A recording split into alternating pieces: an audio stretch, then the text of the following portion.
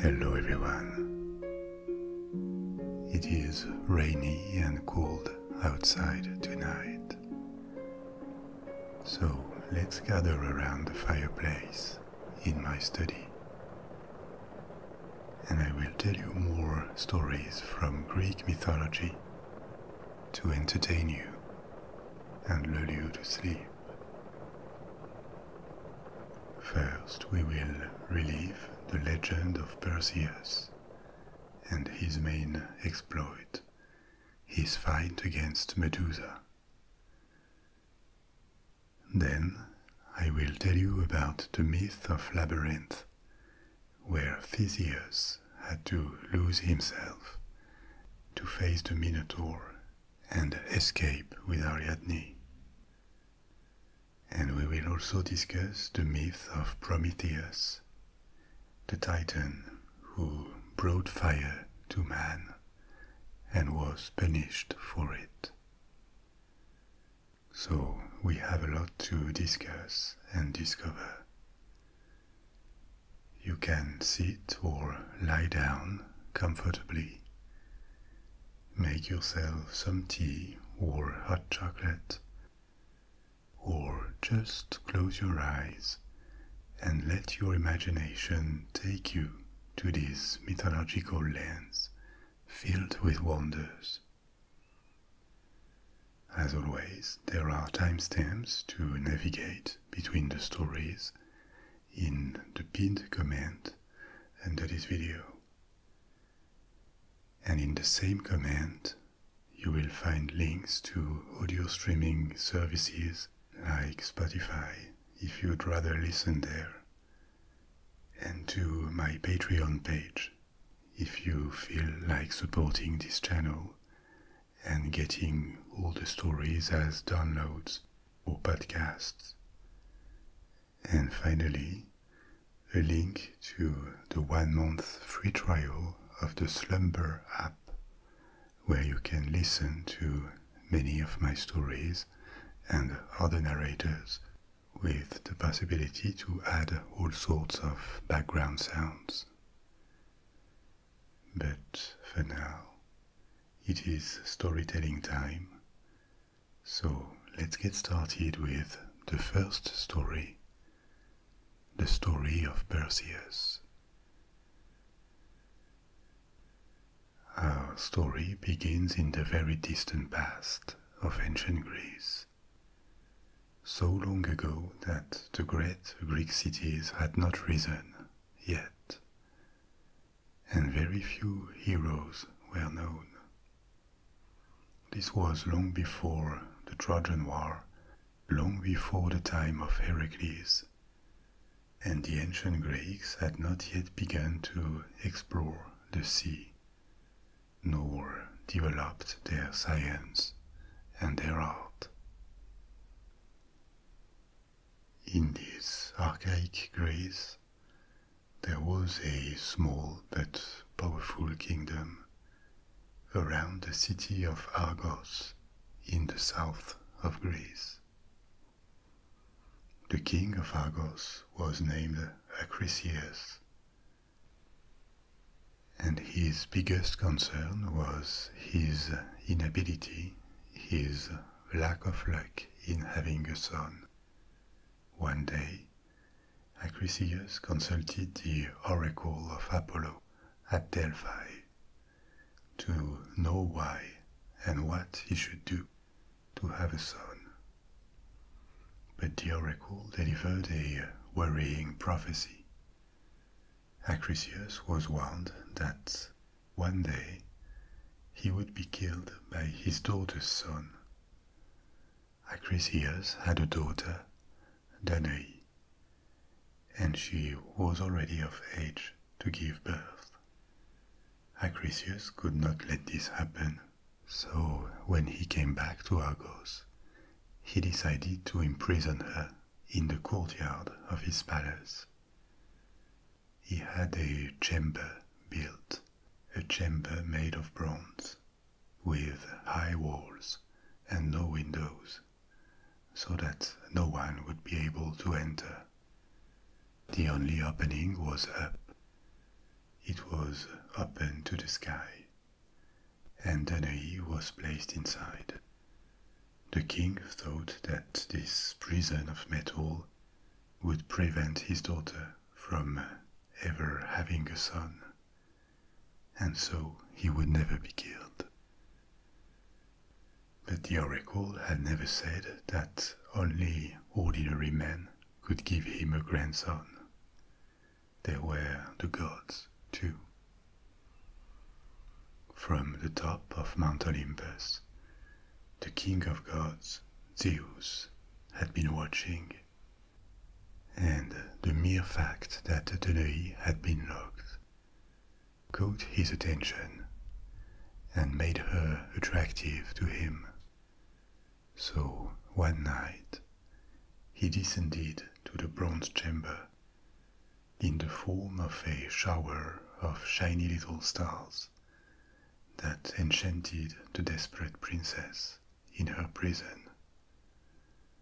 And that night he fathered her son, Perseus.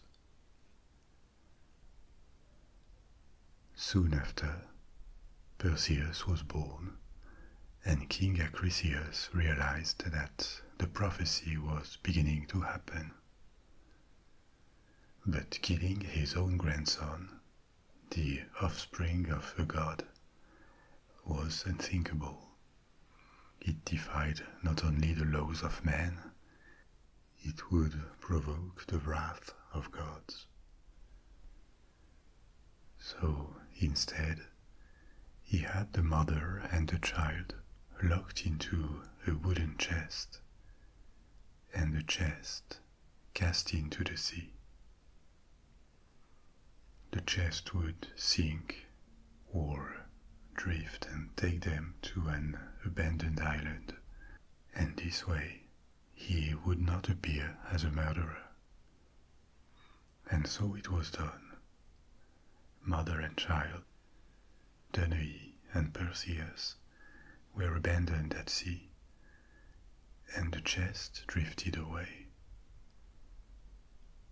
Life in Argos resumed, and the memory of the prophecy of the bronze chamber and of the king's daughter herself began to fade. But the chest didn't sink. For days it drifted with Danae and baby Perseus crying inside. After what seemed to be an eternity, Danae felt that the chest was no longer moving. They had washed ashore on an island, and they may survive after all. The island was called Seriphos, and soon the chest was found by a fisherman who liberated the mother and her child and took them in. Danae had lost her place as a princess, but she had gained freedom. The fisherman was a good man, and even though they lived in poverty, a happy period began for the three of them. They lived simply in a village near the shore.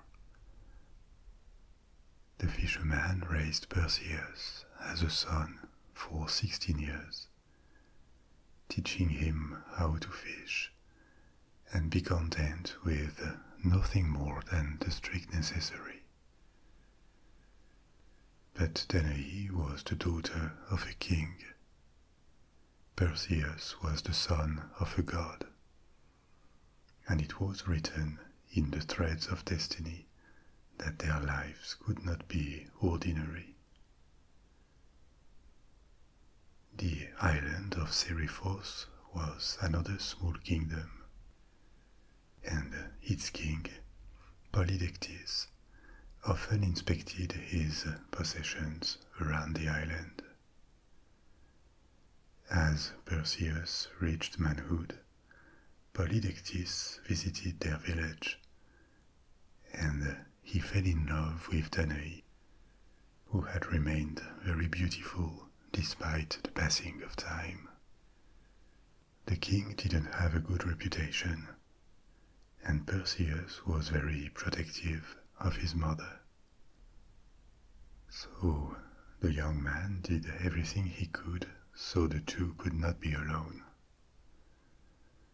Polydectes was a coward and didn't dare to fight the vigorous young man. He ruled by ruse, and this was how he tried to get rid of Perseus. He plotted to send him away in disgrace, and to achieve this, he organized a banquet and invited all wealthy people on the island, plus Perseus. Each guest was expected to bring a gift, and Polydectes instructed them to bring him horses under the pretense that he collected them. This was not a problem to any of the guests. They owned plenty of horses. But obviously Perseus had nothing, and he had to appear at the banquet empty-handed, which was shameful and disrespectful to his host, the king. Perseus stayed calm despite the humiliation inflicted by Polydectes, and asked him to name any other gift he wanted. He promised to do anything possible to bring it. That was a risky promise, and exactly what the king had hoped for. So he asked Perseus to bring him an unobtainable gift, the head of Medusa.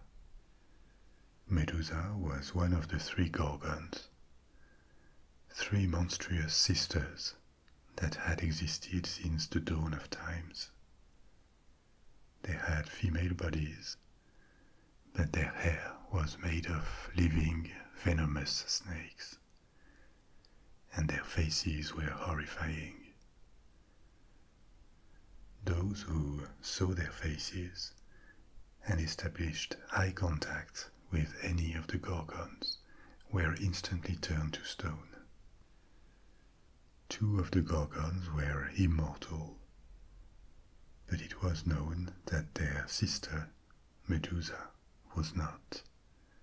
She could, in theory, be killed, but no one could approach her, because her gaze was enough to kill any person foolish enough to try approaching her.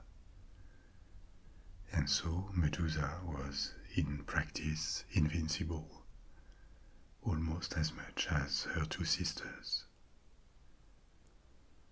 The adopted son of a fisherman was no match for such a terrifying creature, and so to the king there was no doubt that Perseus would fail and hopefully die trying.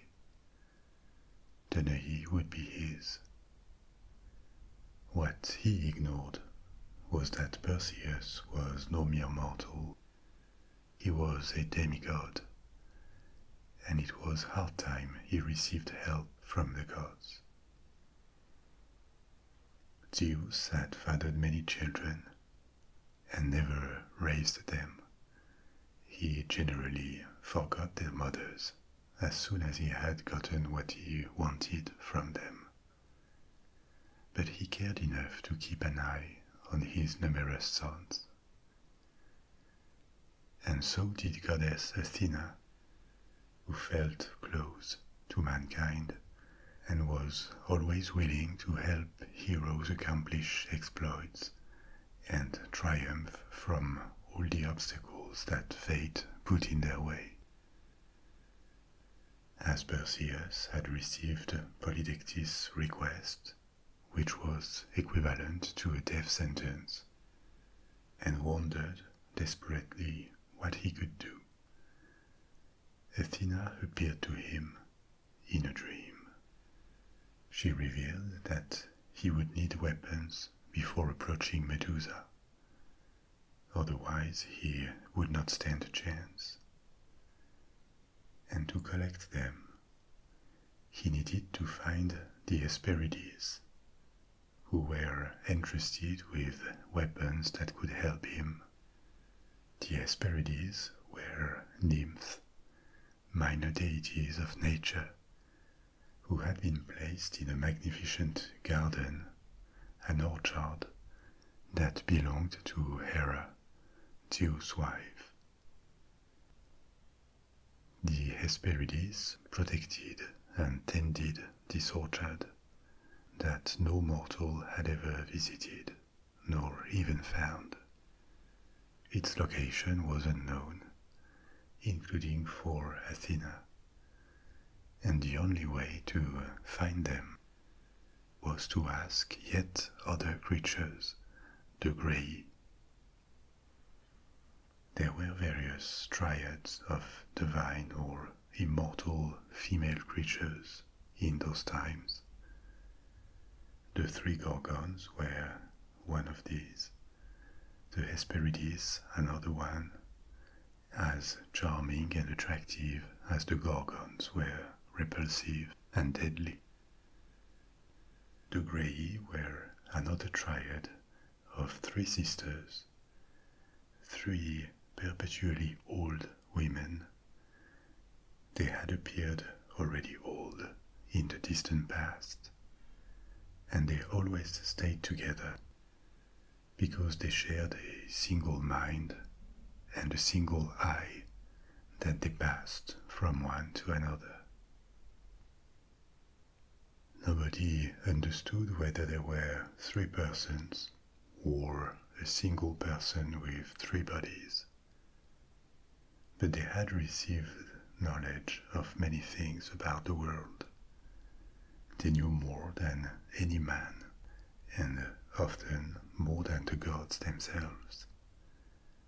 They would know of all people how to find the garden of the Hesperides. Perseus now knew what to do, and he followed Athena's advice. He built a raft and left the island, embarking on a quest that would become legendary. Guided by Athena, he found the island of the Grey. The three old women lived in a cave around a fire and never received any visitor. But they were not surprised to see him, because they knew the frame of destiny, and since the beginning of their existence they had known that on this precise day Perseus, son of the god Zeus, and the mortal Danae would visit them, and they also knew what would happen next, and so they let it happen. As the three old women were passing their single eye from one to another, Perseus snatched it from them. The three Grei were now blind, and Perseus had their one eye that he offered to give back in return for the location of the nymph, the location of the Hesperides. Their garden was located on another plane of reality and could not be accessed by traveling in the physical world. But the Grey had the power to lead someone there, and as had been written since the beginning of times, they accepted to send Perseus there in return for their eye. And so it was done. Perseus was taken to the garden of the Hesperides, and the Grey got back their eye. The three old women could now return to their eternal waiting. Hera's orchard was the closest thing to paradise in the universe. It was covered in a carpet of green grass. All trees bared delicious fruits. The sun always shined, but the temperature was always perfect, and a mild breeze carrying the delicious scent of exotic flowers blew all the time. There were many wonders to explore in the garden, but Perseus had his mission in mind, and he would not let anything distract him. He found the nymphs, and to his surprise, they were not alone. Athena had joined them, together with god Hermes, the messenger of the gods, and Zeus himself, his father. They all had gifts for him that would help him accomplish his goal to slay Medusa. The Hesperides gave him a special bag, a knapsack, that could safely contain Medusa's head, because even if he could kill the creature and cut her head, it would keep its terrifying power to turn people to stone.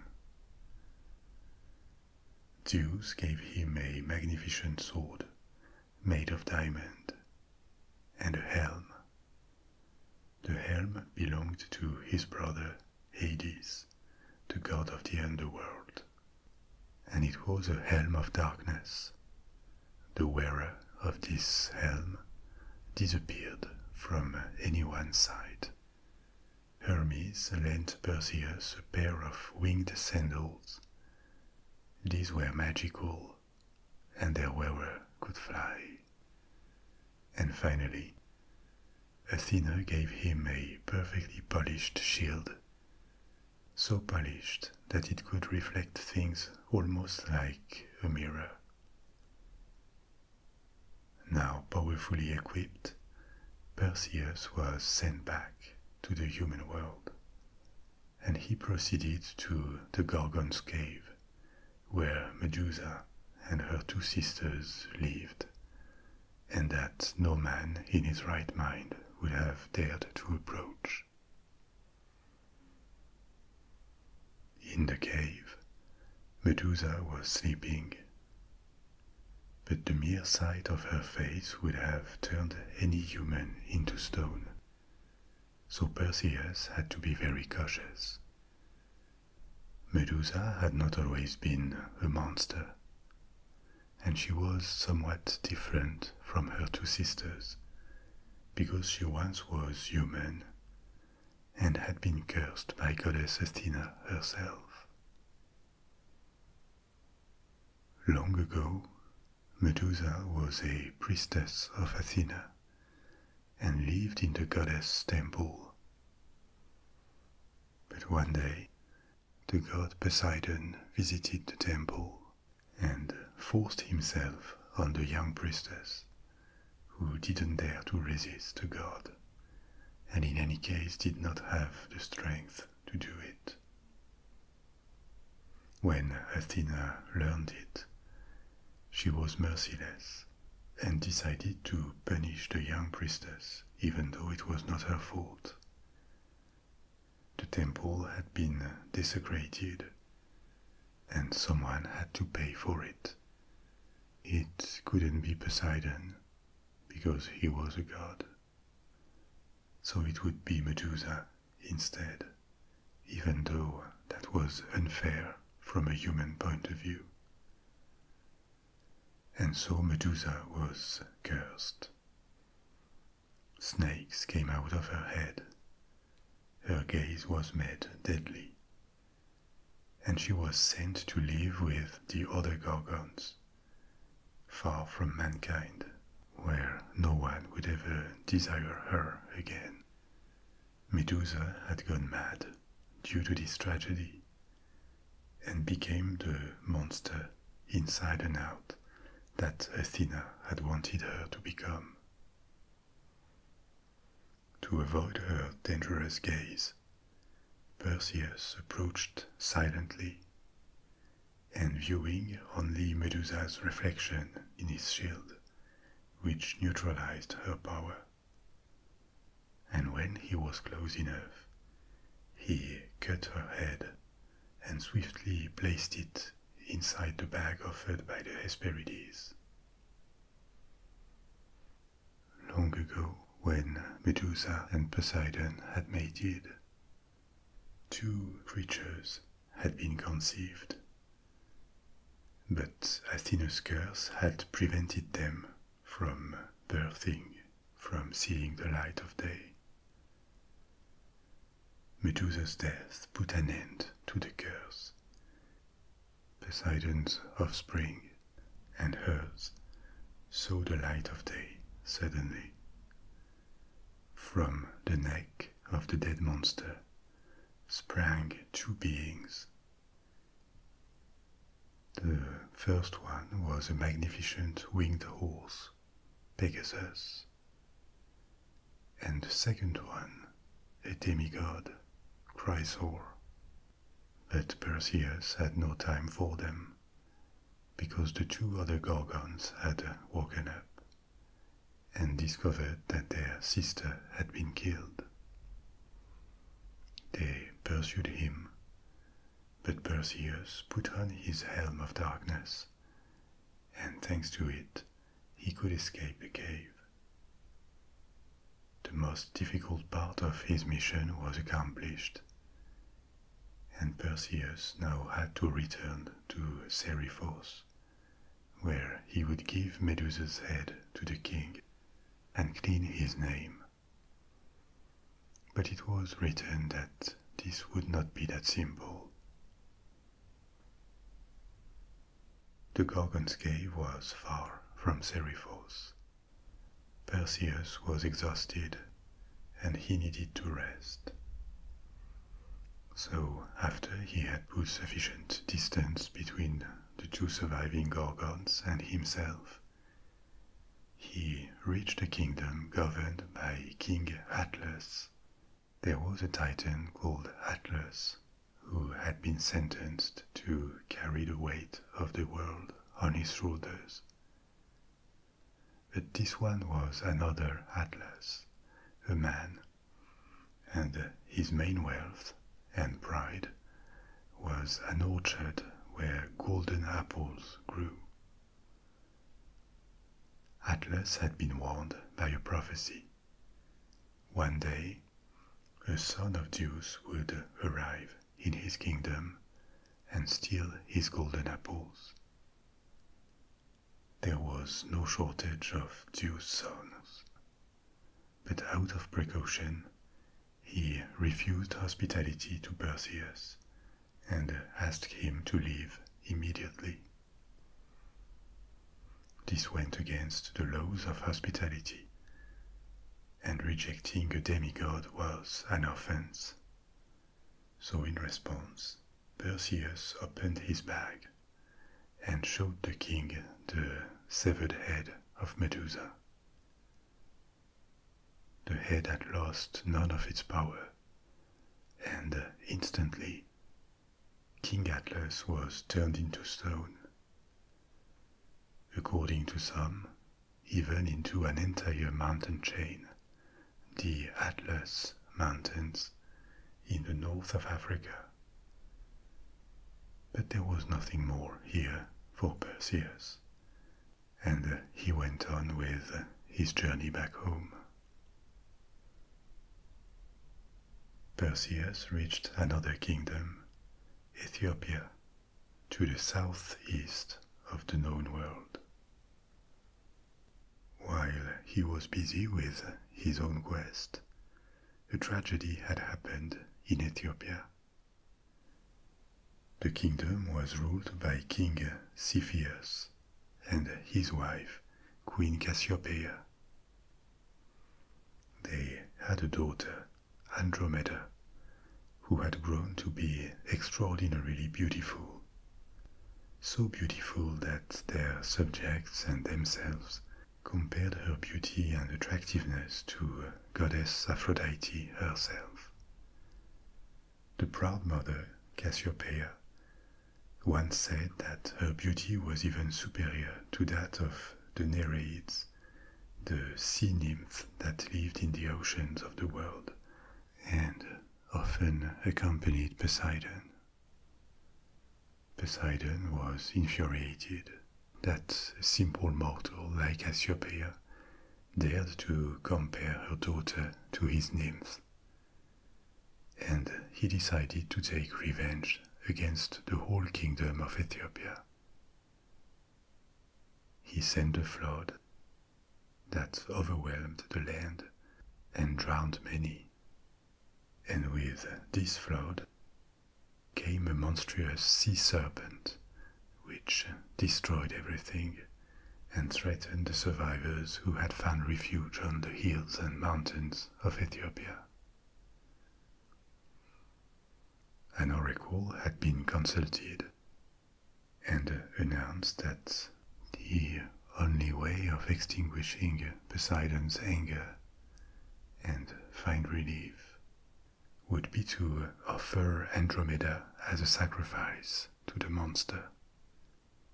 Her death would calm the monster down, and he would let the survivors alone, allowing them to rebuild their devastated kingdom.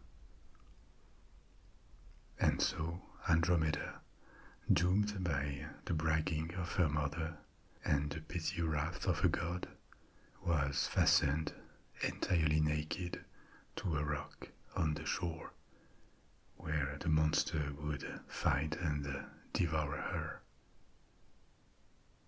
The sea serpent was approaching.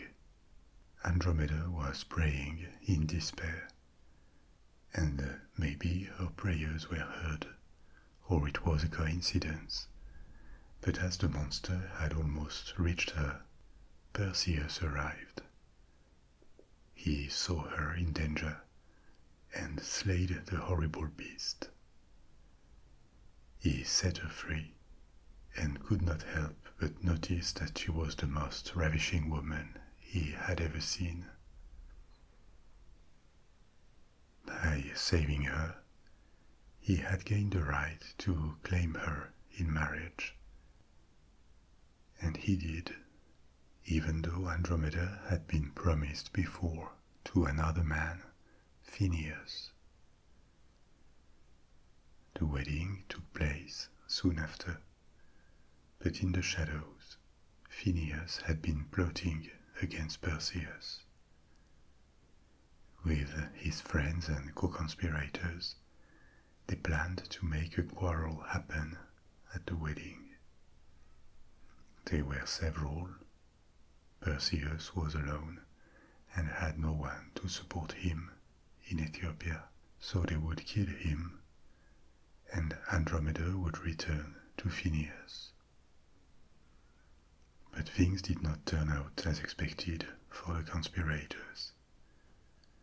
When they started to tease and attack Perseus at the wedding, he took out the head of Medusa, and in a second all his attackers were turned to statues, frozen in their aggressive postures. The wedding ended in more death, but Andromeda was now his, and the two were happy together. There was nothing for them in Ethiopia, as Andromeda had been offered as a sacrifice by her very parents, and Perseus had been attacked at his wedding. So the following day, they decided to leave, and Andromeda was happy to accompany him back to Seriphos, where, maybe, they would be able to start a new life. Pegasus, the winged horse, had joined Perseus, who had allowed it to be born by killing Medusa, and had become his mount. So the newlyweds traveled to Seriphos on Pegasus' back. Perseus returned victorious to the island where he had grown up. But the situation there had worsened for his mother, Danae. She had had to go into hiding to escape the violent advances of Polydectes. the hero immediately confronted the king, and once again he used the head of Medusa. To everyone's surprise, he appeared at the king's court, and he announced that he had brought back the gift he had been sent to collect. He took it out of his bag and presented it to Polydectes, turning the vile man into stone. Perseus' triumph over adversity closed the cycle, and life resumed peacefully. He returned his magical loans, Hermes' sandals, the helm of darkness, Zeus' sword, and he gave Medusa's head as a gift to Athena. But even though a new life could begin for Andromeda and himself, there was still the old prophecy that announced that Theseus, the king of Argos, would be killed by his grandson. This was the reason why Danae had been placed into a prison long ago, and then abandoned at sea in a chest with baby Perseus.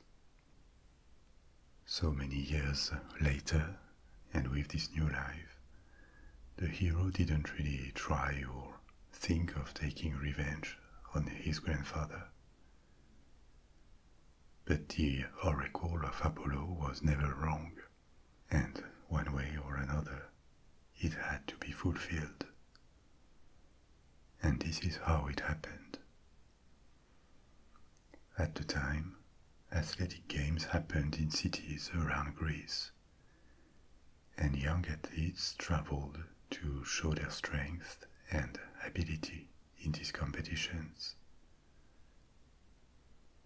Perseus went to such games that were held in the city of Larissa, and did not only compete successfully, he invented a new game there, the quoit.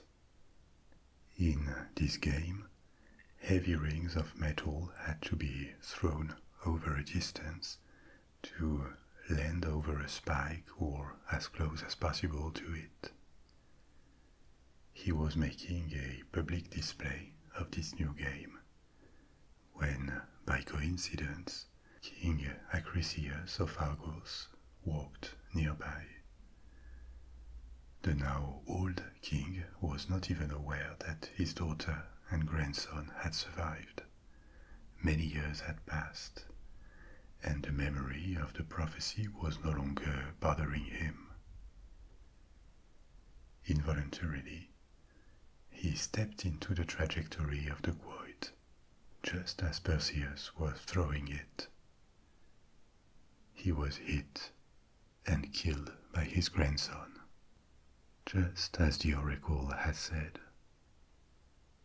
The prophecy was now fulfilled.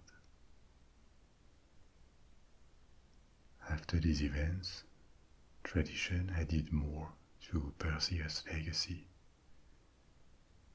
He would have become a king and founded the city of Mycenae, the one which gave its name to Mycenaean Greece, the archaic Greek culture that preceded classical Greece during the Bronze Age.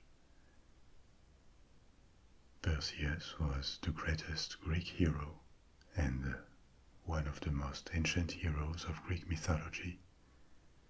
He was matched or surpassed only later by Heracles, Hercules in Latin, who was actually also his half-brother.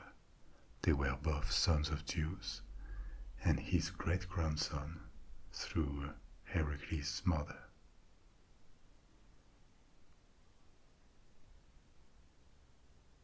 Zeus was not the only god to father heroes.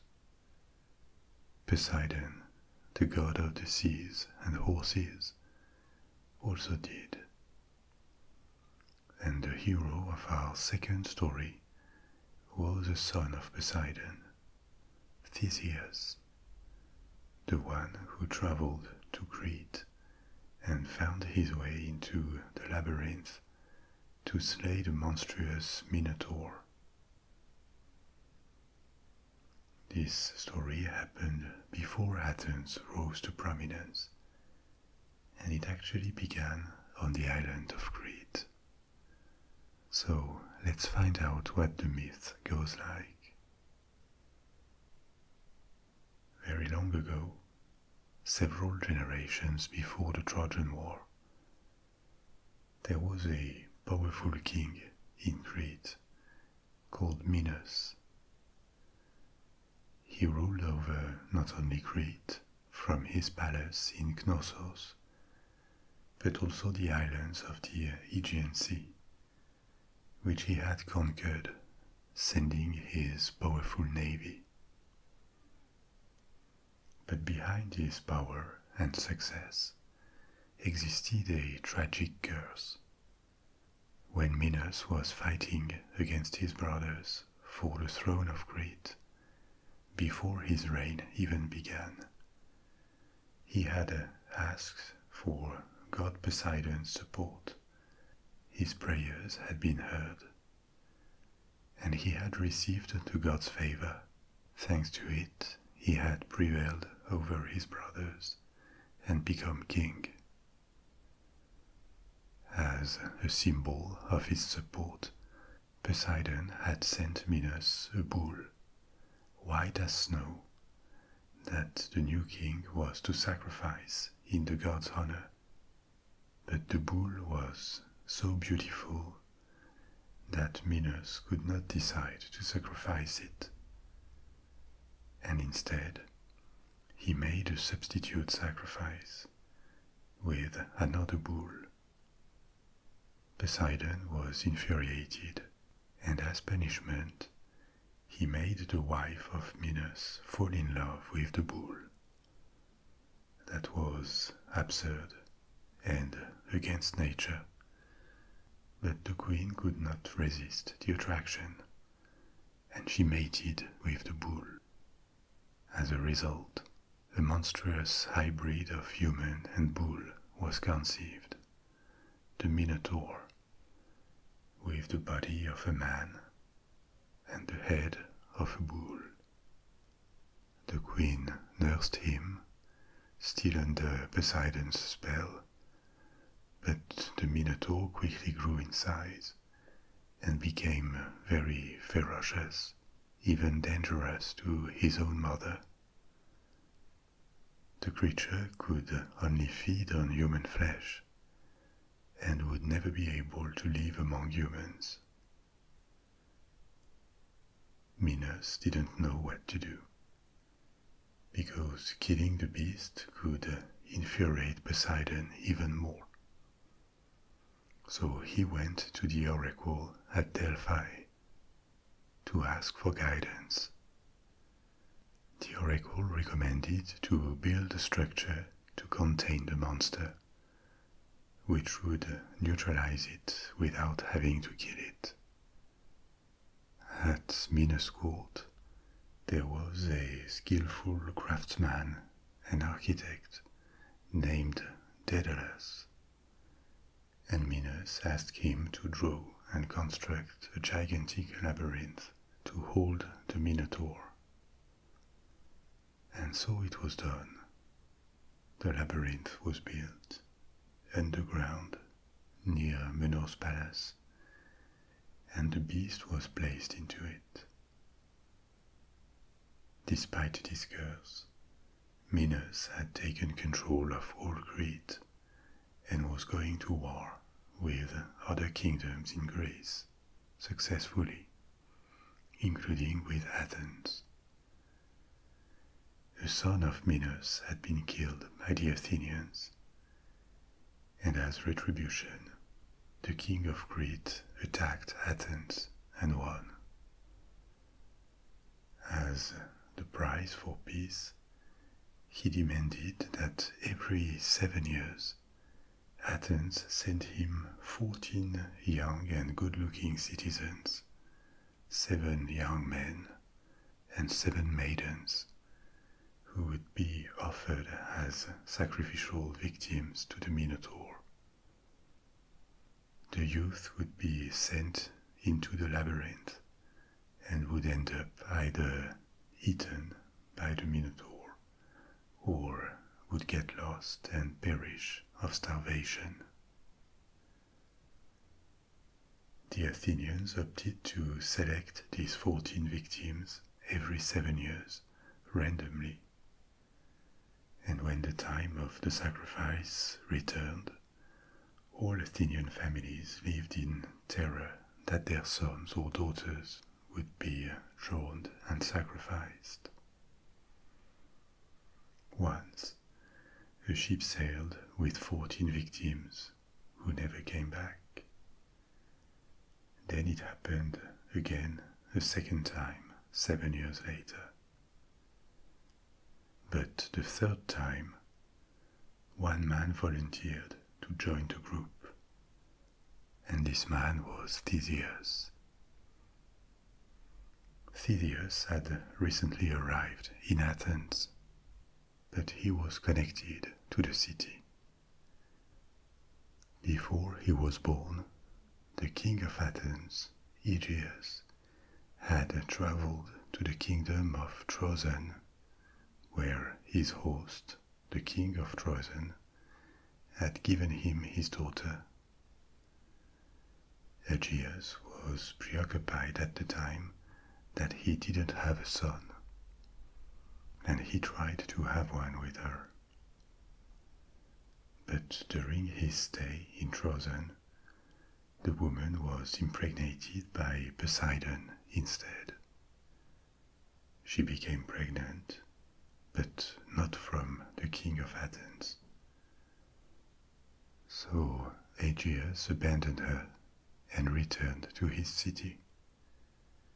But before leaving, he left his sandals and a sword under a huge rock, and said that if the son to be born could one day move the rock, if he was heroic enough, strong enough to do it, then he could collect and keep these objects as evidence of his royal parentage. And Aegeus would then recognize him as his son. After his departure, a son was born, the son of the princess and Poseidon, and this son was called Theseus. He was raised by his mother, and one day he tried to move the rock. Theseus had inherited much strength from his godly father, and could retrieve the objects left by Aegeus. His mother told him what had happened, and he resolved to travel to Athens and make Aegeus keep his word, recognize him as his son and the rightful heir to the throne of Athens. Theseus had traveled from Troezen to Athens, living extraordinary adventures on the way, in which he was supported and guided by goddess Athena, who always helps heroes. And then he had arrived in Athens, but he hadn't revealed his identity immediately. Aegeus had given him hospitality, but he was suspicious of this unknown young man coming from Troezen, and Theseus had attracted the animosity of the king's wife, Medea. She knew of what had happened before in Troezen, and saw Theseus as a possible threat, because if Aegeus recognized him as his son, he could choose him as heir to the kingdom instead of her own son, Minos. But Theseus was not only strong and brave, he understood politics, and that he would have to prove his worth and serve Athens before he could pretend to be recognized as the son of Aegeus. The day when a new group of 14 youths would be chosen to be sent to Crete was nearing, and inspired by his divine supporter, Athena, he decided to volunteer to be one of the 7 young males and stop this horror in Crete. Aegeus was starting to understand that Theseus could well be the son who would take his succession, even though he was not his biological father, but he let him go. Before departure, Theseus announced that he would sail to Crete with a black sail, and if he returned victorious, he would come back with a white sail to announce his triumph. The 14 youths embarked, terrified, on the ship where they were stripped of their weapons. As soon-to-be sacrificed victims, they were well treated, and they would be honored with a banquet on their arrival in Crete. On their arrival, the 14 Athenians were received at Minos' palace in Knossos and presented to the court. Minos had a daughter, Princess Ariadne, who was sweet and lamented the fate of the Athenians. When she saw Theseus among them, she felt uncontrollably drawn to him. Was it human chemistry, or maybe the product of a divine influence? No one ever knew, and she refused to see him sacrificed to the monster of the labyrinth. So that night, she escorted Theseus in secret to the entrance of the labyrinth, and the young man, who also had fallen for her, promised that if he returned alive, he would take Ariadne with him. She gave him a ball of thread and advised him to use it to avoid losing himself inside the maze. She also gave him weapons so he could face the monster. As soon as Theseus entered the labyrinth, he tied one end of the ball to the doorpost and began exploring the place, remaining connected to the entrance thanks to the thread. After hours of exploration, he finally found the Minotaur asleep in the heart of the labyrinth. The monster was as terrifying as the legend said, more than 6 feet tall, with the head of a bull and large horns. The Minotaur woke up, and a tremendous fight occurred. After several more hours of exhausting fight, Theseus overpowered the beast and stabbed it in the throat. Then, using the string, he found his way back quickly and emerged victorious from the labyrinth. Dawn was rising, and Ariadne was still waiting for him outside. Together they returned to the palace, where they discreetly made the 13 other Athenians escape. And then the 15 of them, 7 maidens, 6 young men, plus Theseus and Ariadne, left Crete on their sailing ship. All these events and action had exhausted Theseus, and as his ship approached Athens, he forgot to change the sail. It was still black, not white as he had promised if he returned victorious. From the shore King Aegeus was watching the sea and waiting for the return of the one he had decided to recognize as his son. When the old king saw the black sail, he believed that Theseus was dead, and this was too much pain for his old heart. He committed suicide by throwing himself off a cliff and into the sea that now bears his name, the Aegean Sea. Theseus still became king of Athens and would live on to live other adventures. Maybe we will return to him another time to talk about his adventures before and after the labyrinth. Like other mythological figures, there may have been a real person at the origin of the myth, like for Gilgamesh in Sumerian mythology that I told you about recently in the story about the Epic of Gilgamesh. The existence of Theseus as a person has not been proven, but some scholars believe that he may have been alive during the late Bronze Age, possibly as a king, around the 9th century BC.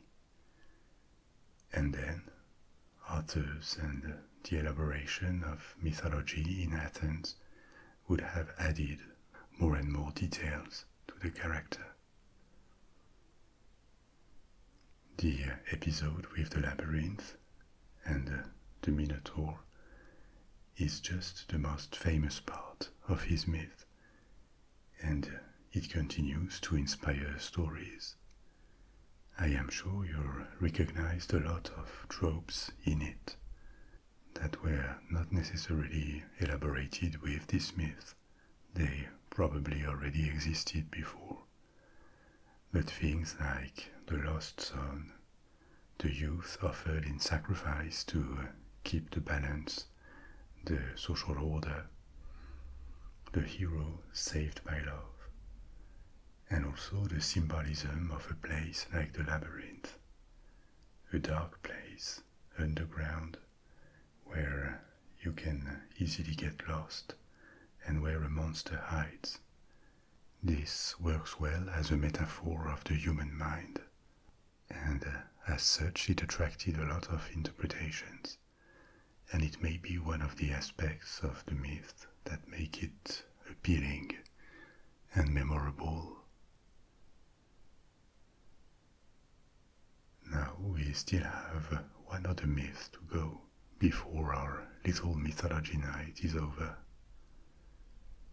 Let me tell you about the myth of Prometheus.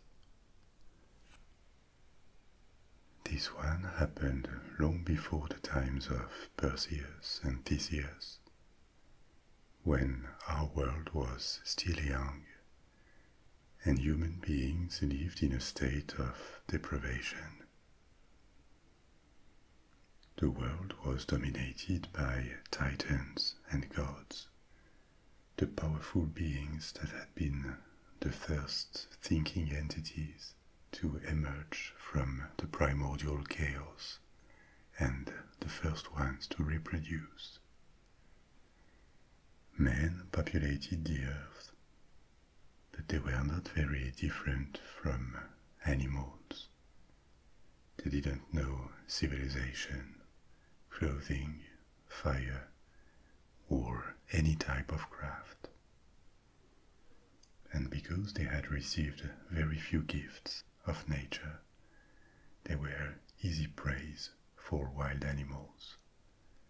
They didn't have claws, wings, large teeth, or fur to defend themselves, escape, or keep them warm.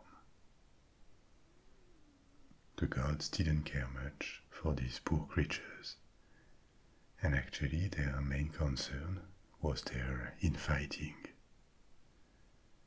For 10 years, the War of the Titans, or Battle of the Gods, raged between these two breeds of godly creatures, the coalition of the Titans and the Olympian gods led by Zeus.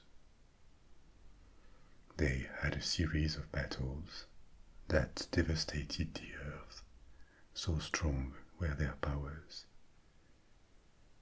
In this fight, one Titan, Prometheus, changed side and allied with Zeus, helping the Olympians to secure victory.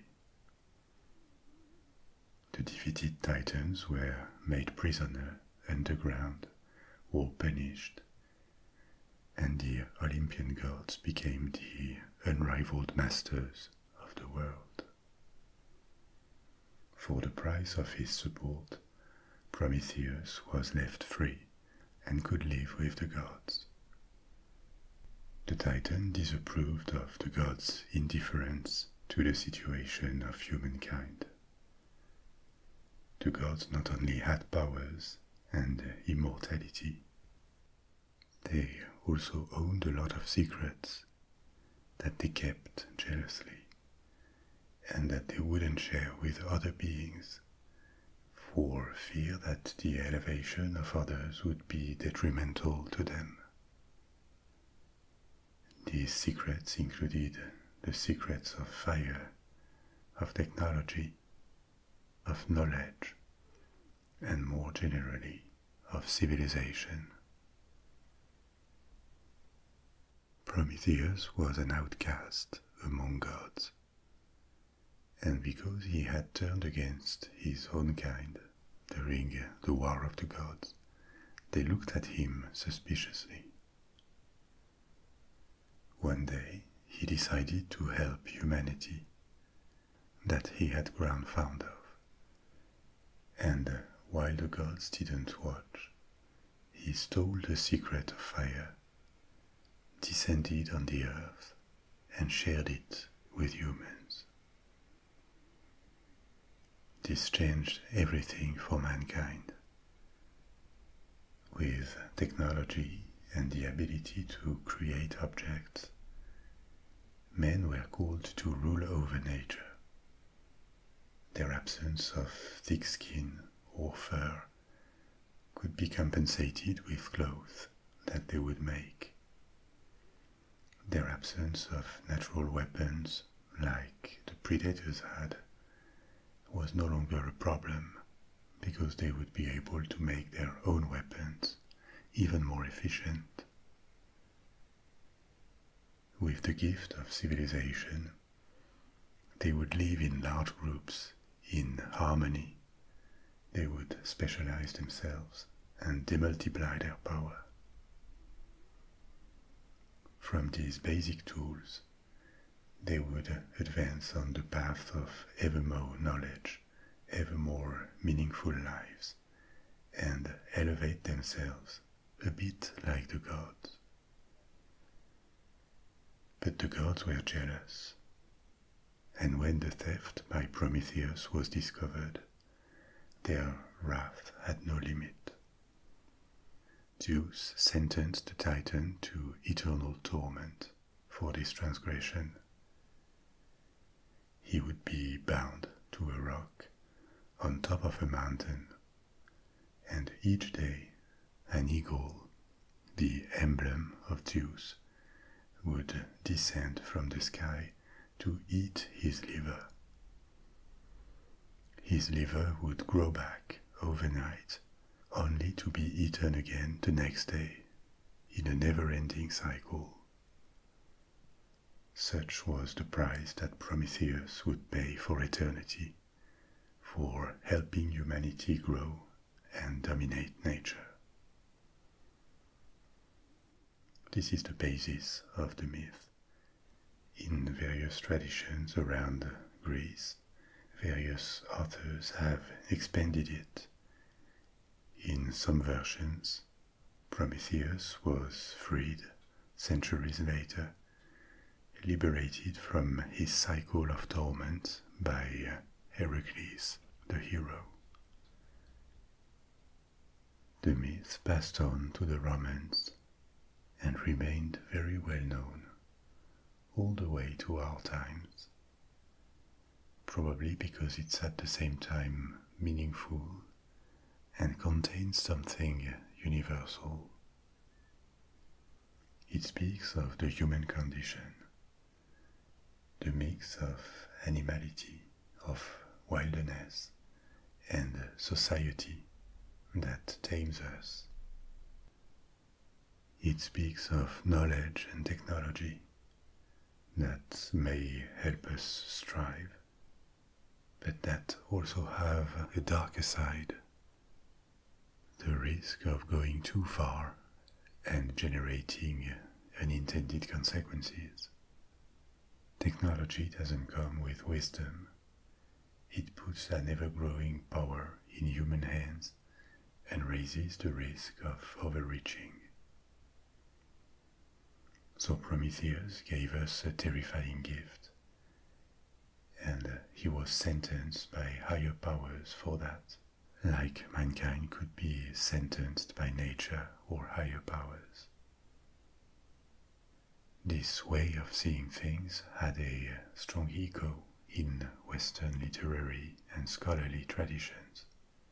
In it, the myth of Prometheus is at the same time one of optimism, a celebration of human technical progress, and a cautionary tale.